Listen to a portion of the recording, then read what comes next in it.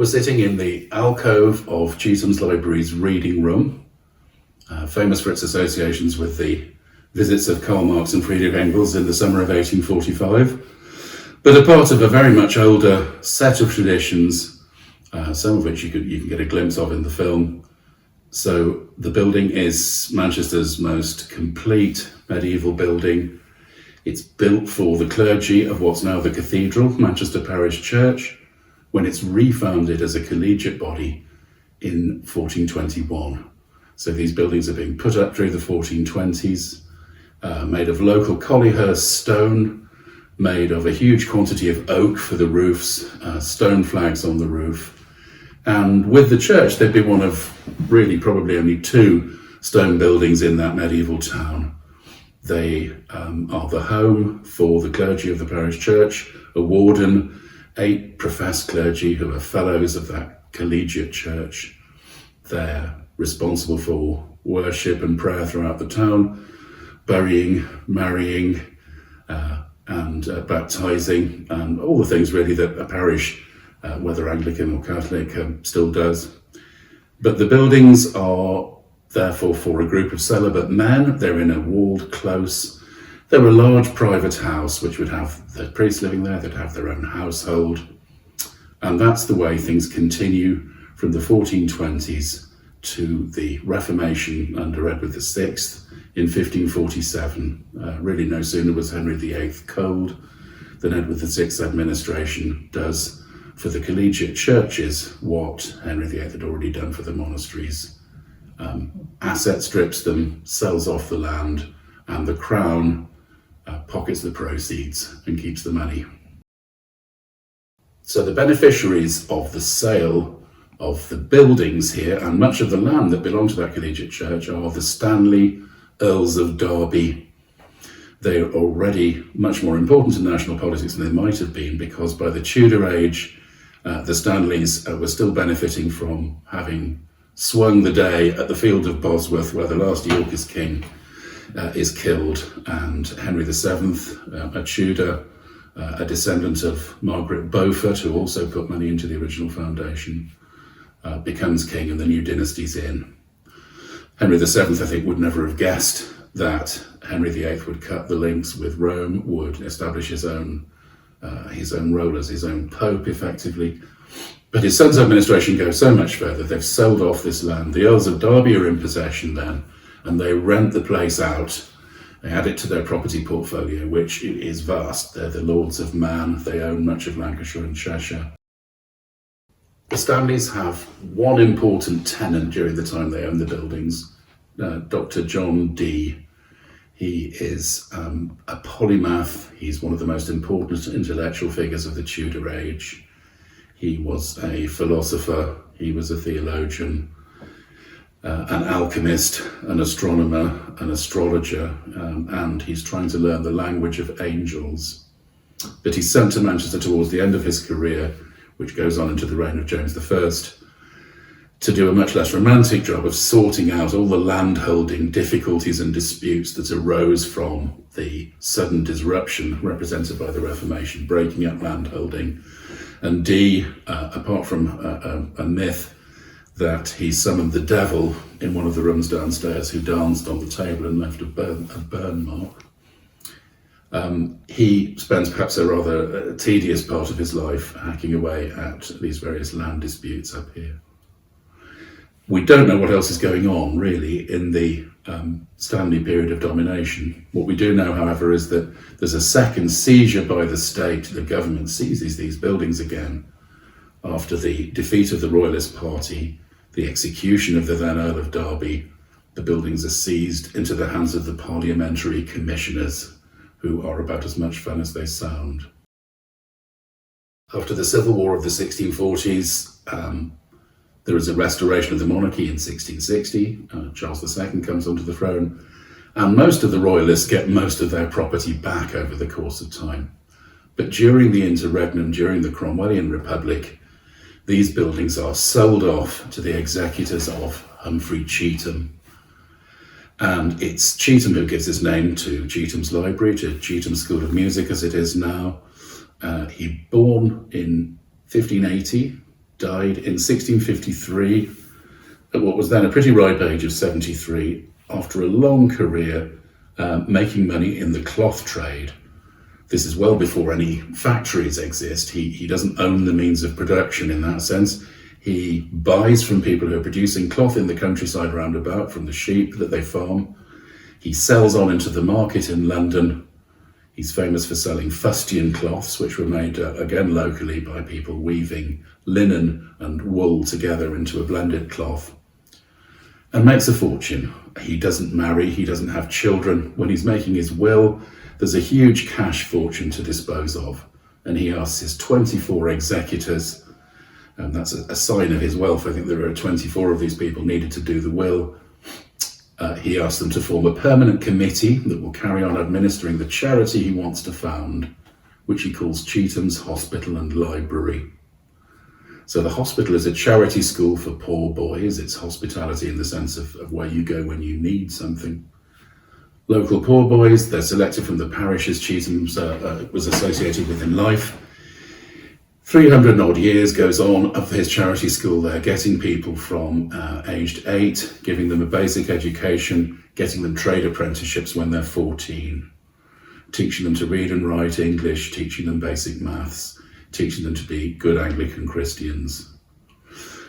The second and much more expensive part of the project is a free library for the use of scholars and others well affected, which is what we now call Chetham's Library. It's one of the very few libraries, perhaps the only one for quite some time, in the country where you could come without special institutional membership, without paying, and get access to a really up-to-date set of research materials, academic books. It's the nearest thing we've got to an internet, I suppose. At the time, you couldn't get it from your own desktop. You had to walk here or ride here if you're well off. But once you're here, you didn't need money. You didn't need special permission. You could come in and use a collection of books which rivaled anything you'd find in either of the two universities that then existed in England, Oxford or Cambridge. Chetham's executors, who form this committee, the Feffees of Trustees, grand old name, they're still going. The Feffees of Trustees seem to send research parties to look at libraries. It looks like they went to Cambridge for comparisons.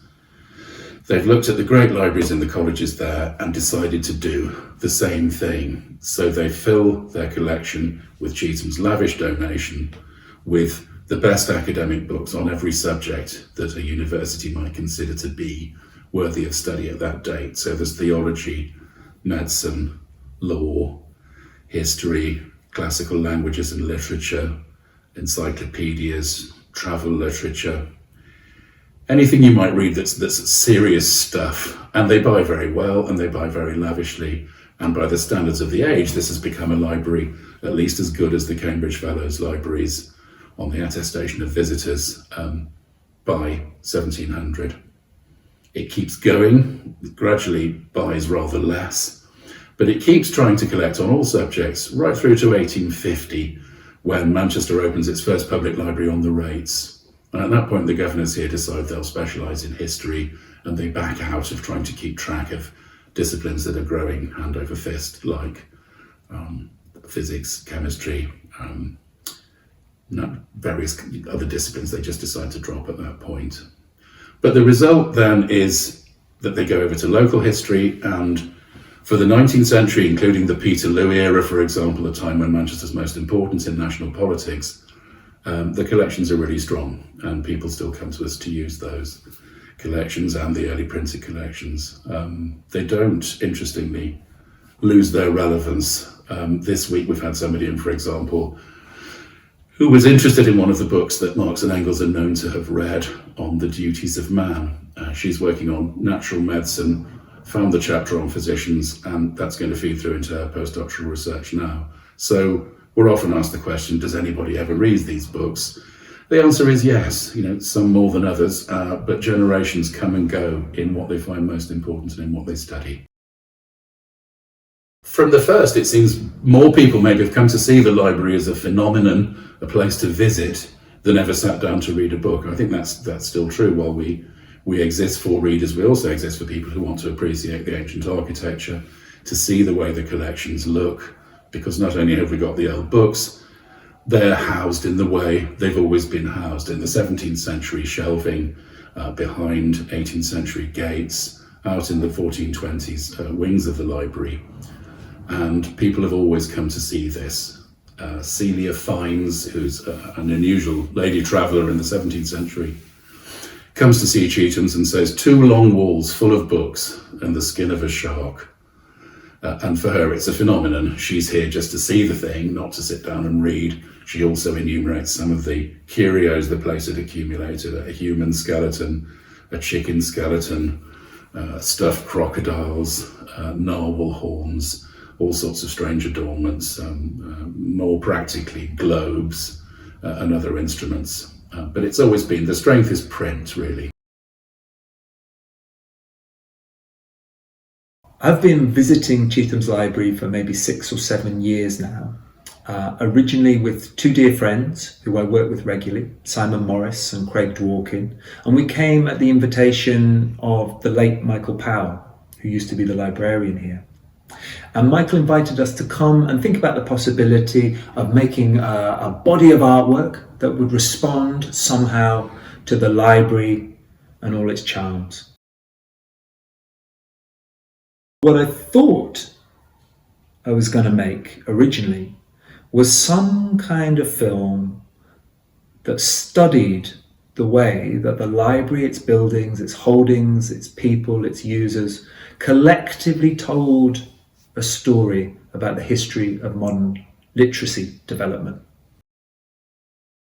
This project sat on the back burner for a long time, and then I vividly remember during the recent pandemic having a dream at night about all of the many libraries around the world that were suddenly and abruptly closed because of the pandemic. And thinking in that soundless world of a dream about these strange, noisy silences that create the soundscape of a library. I envisaged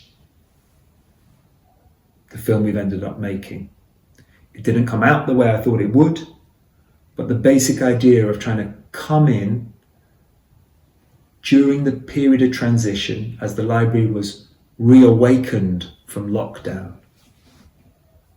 which happened to also be springtime, such that the sun would flood through the old windows, was a really clear first thought.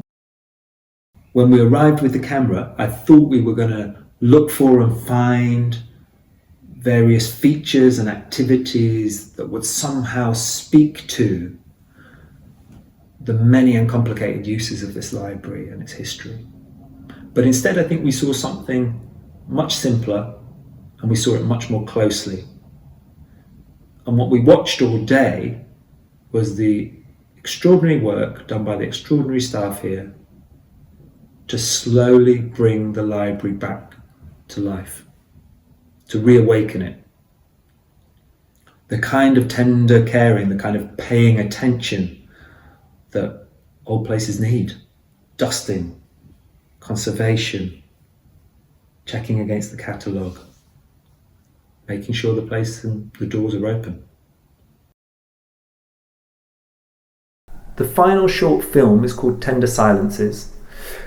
It's really quite strange. I think I'm still too close to it to fully understand it, let alone really explain it in any sense.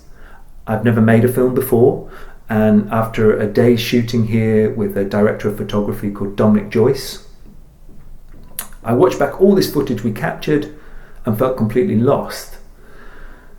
So I slowly started to work with a producer, Will Rose, who gave me a kind of off-the-cuff education in experimental editing. And I think in the end we got to something that uses a very formal patterning technique to put together a combination of scenes that show the organizational life and work of the library, scenes that show the community of people who care for the place, who are custodians of the library, practicing their craft, looking after the place, plus scenes of quite intense concentration.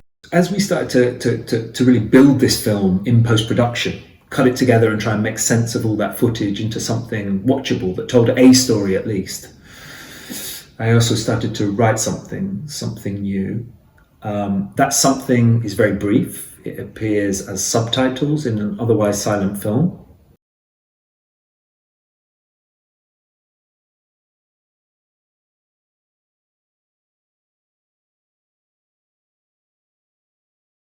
It's written in pairs of sentences. Each sentence in the pair shares the same opening phrase, but then takes the thought in a different direction. You can turn them on, or you can turn them off. It's entirely up to you.